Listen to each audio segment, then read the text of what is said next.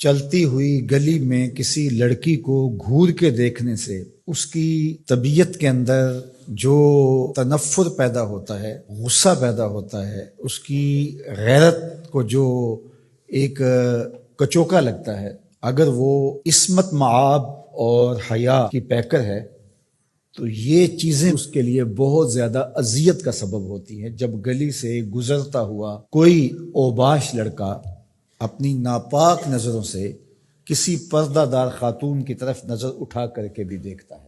آج کی تاریخ میں اگر ہم دیکھیں تو نظروں میں پاکیزگی تقریباً ختم ہو گئی ہے، حیا کا جنازہ اٹھ چکا ہے۔ نوجواناں چوں زنا مشغول تن، از حیا بیگانہ پیرانے کہن۔ اقبال نے کہا تھا کہ جوان تو جوان رہے، بوڑھوں کی نظروں سے بھی حیا اٹھ گیا ہے۔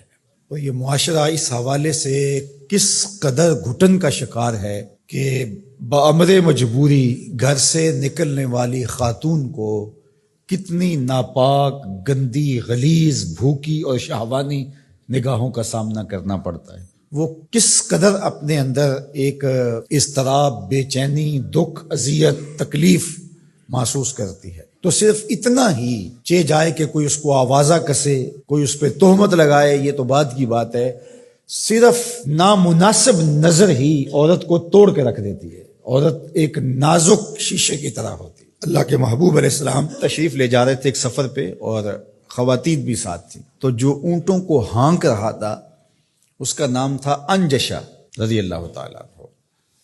تو قافلے کے ساتھ اونٹوں کو ملانے کے لیے اس نے اونٹوں کو تیز بھگانا شروع کر دیا، اور ہودج کے اندر خواتین تھیں۔ تو آقا کریم علیہ السلام نے انجشا کو مخاطب ہو کے کہا، انجشا آرام سے، یہ نازک آبگینے ہیں، کہیں ٹوٹ نہ جائیں۔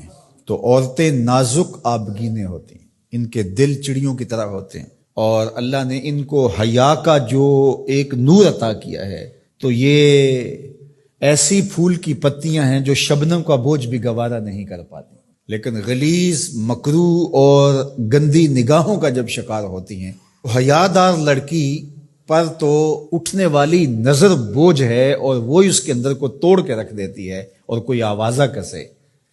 لیکن یہ تقدس معاب مریم سلام اللہ علیہا، گود میں بیٹا ہے، اللہ کی قدرت تھی، شادی ہوئی نہیں، لیکن ایک آزمائش ہے کہ بن باپ کے حضرت عیسیٰ پیدا ہوئے، چونکہ بہت صالحہ تھیں، پارسا تھیں، نیک تھیں، متقیہ تھیں، اور پاکیزہ خاندان کی عالی مرتبت شہزادی تھیں۔ تو جو اوباش قسم کے لوگ ہوتے ہیں انہیں تو موقع چاہیے ہوتا ہے، تو وہ گرد گھیرا ڈال کے ذرا تصور جمائیے کیا مشکل صورتحال ہوگی حضرت سیدہ مریم سلام اللہ علیہا پر، اور پھر اوپر سے تانے، یا اخت ہارون ما کان ابوک امرأ سوء، اے ہارون کی بہن، تمہارا باپ بھی برا نہیں تھا، تمہاری ماں بھی بری نہیں تھی، یہ کیا چاند چڑھایا۔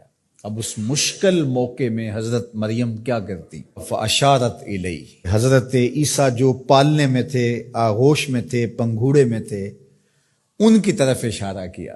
مجھے پوچھتے ہو کہ بن باپ کے بچہ کہاں سے آ گیا، اس بچے سے ہی پوچھ لو بن باپ کے کیسے آ گئے ہو۔ اللہ اکبر۔ تو یہاں یہ بھی سمجھ آئی، اوکھا ویلا بن جائے تو پیغمبروں کی طرف اشارے کیے جاتے ہیں۔